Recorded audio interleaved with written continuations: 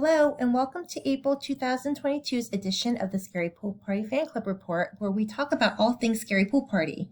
My name is Katie, and I am a member of the fan club. Please like, comment, and subscribe below.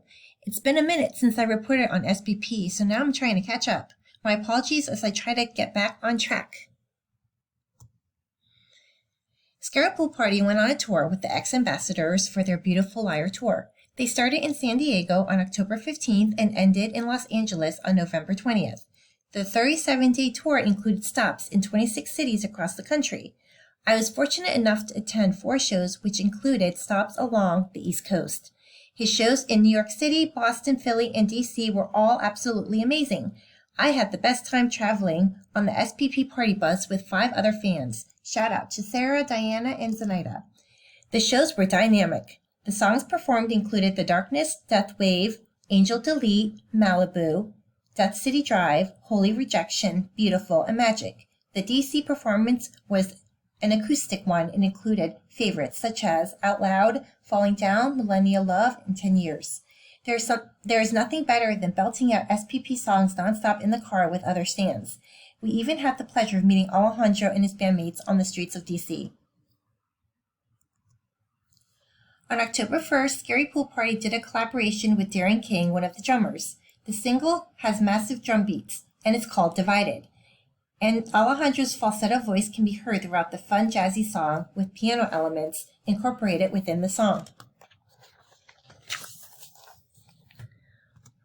On October 1st, Relix wrote an interview about the act of forgiveness. Alejandro said he had an acoustic album in mind for it. But while recording at the Village Studios, there was a piano there that belonged to Oscar Peterson. Many song ideas came about from the piano. Finishing songs wasn't the hard part. Picking the songs was the hard part. There is a song for everyone on the album. The production side of the album was the most rewarding. Mixing the songs with Manny Marroquin was amazing. He also worked on the strings part of the album with Rob Mathis at Capitol Records.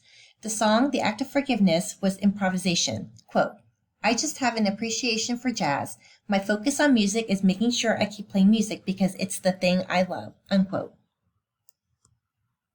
On October 27th, Scary Pool Party performed an hour-long live stream at Relix Studio. I was not able to watch it live because I was standing in line at the New York City venue, Webster Hall, for his show later that evening. I tried to watch it on my phone without Wi-Fi. It didn't quite work out well for me. Alejandro started with an instrumental jam on his guitar that merged into 10 Years. His long drawn-out oohs at the end were the icing on the cake in that performance. His next song was Falling Down. He also performed Out Loud, Millennial Love, Poison, Cell Phones, and The Darkness. On October 29th, Heavy Entertainment wrote an article on what he's doing now. It discusses the music that he's released from the recent album, The Act of Forgiveness, all the way back to Exit Form. The albums all have varied styles of music. There is a little bit of everything for everyone.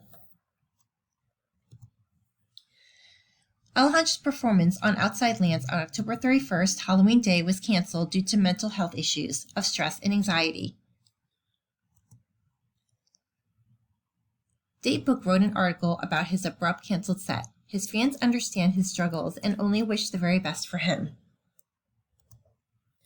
On November 1st, Road Trip Playlist reviewed his performance at Webster Hall in New York City on October 27th. The best line in the article is, quote, seeing Scary Pool Party is seeing true and pure artistry, unquote. Song after song, the set got better. Alejandro would rotate from acoustic guitar to the seated keyboard, sometimes playing both in each song, both of which he plays masterfully and intentionally. Live or on the studio albums, SPP is impressive and is making some of the best new music out today. On November 4th, SPP was featured in the song Tell Me Lover by Fresno. It's a love ballad about love and lost love.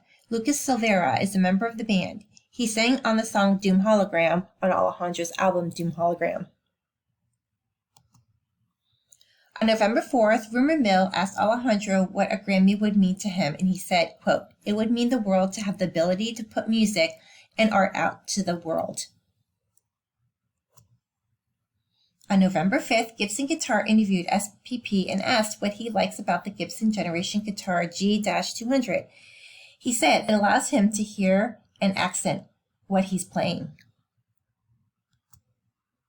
On November 27th, Scarypoolparty did a surprise set during the Silent Planet show at the Glass House in Pomona. He was the secret guest. On December 12th, Keep It Posse wrote an article about Silent Planet's performance at the Glass House in Pomona. It was a sold-out show. Unfortunately, the 5 shows he was scheduled to do in Monterey, Napa, Turlock, and Pomona on December 10th through 12th and December 18th were canceled. He explained they were due to unforeseen circumstances. However, the San Francisco show is postponed.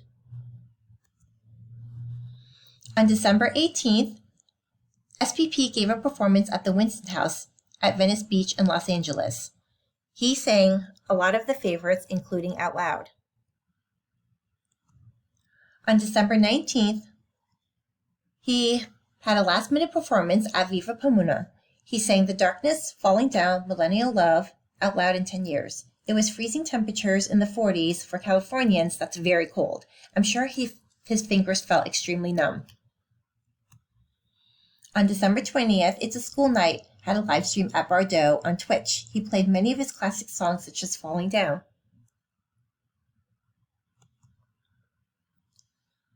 On November 21st, SPP spoke to Digital Bus Tour, Dream Tour. He said he would love to open up for Nick Cave, Deftones, Smashing Pumpkins, Slipknot, Aphex Twin. He wants to play at Sydney Opera House one day and also at Red Rocks. On December 29th, Scarypoolparty gave a tour of the bus for Bus Invaders. He mentioned vibing out to Garth Brooks' Slipknot in the back seat. The van has 3 rows of seats. He said he can sit sleeping up. The sound system has a TV and video games, Call of Duty, FIFA, soccer, and Switch. On January 29th, tour tips. He drinks water, sleeps, and captures each moment. He also brings jackets and has a lot of fun on tour.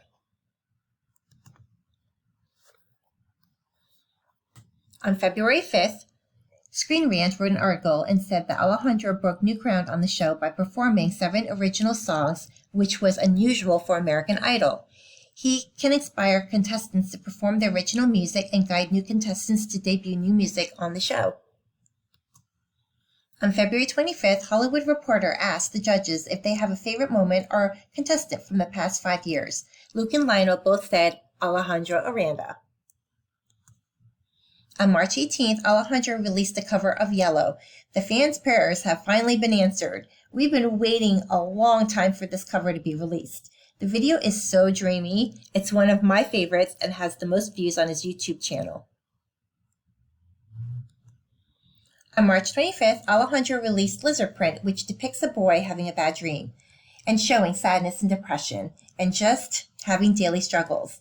At the end, the boy is lifted out of the dream and has the ability to keep pushing forward and having a positive outlook. On April 1st, he released Demos 1 on YouTube. It's a compilation of some demos he made and released. It reminds me of Broken Images, so we can call this Broken Images Part 2.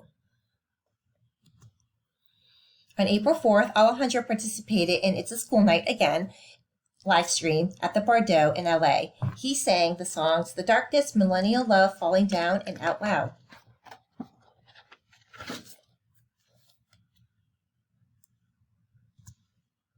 Upcoming on June 11th is his performance at Sweetwater Music Hall at Mill Valley in California. Also upcoming is the rescheduled Mad Cool Festival on July 8th in Madrid, Spain.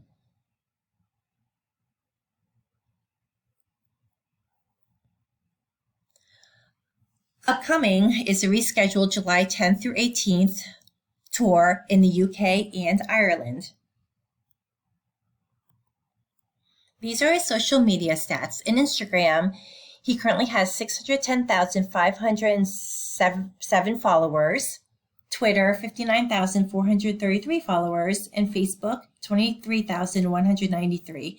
Going strong is TikTok, which is a very popular platform, so it's nice to see him posting videos on TikTok. And his Spotify number is 26,613,029. His overall total streams is 183,002. YouTube Beach House was for the win for 1,440 streams. And let's see, Poison comes next at 1,279. On Spotify, Out Loud hit 22,421 streams and Return to Sender 18,399.